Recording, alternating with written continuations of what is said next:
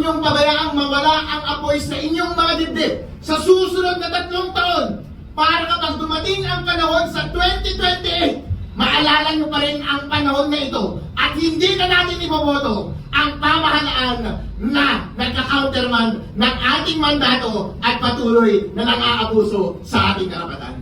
Ito po ang ultimate na ganti natin sa kanila. Huwag niyo pong kalilimutan ang panahong ito kung saan tayo ay inabuso at inapi ng administrasyong ito.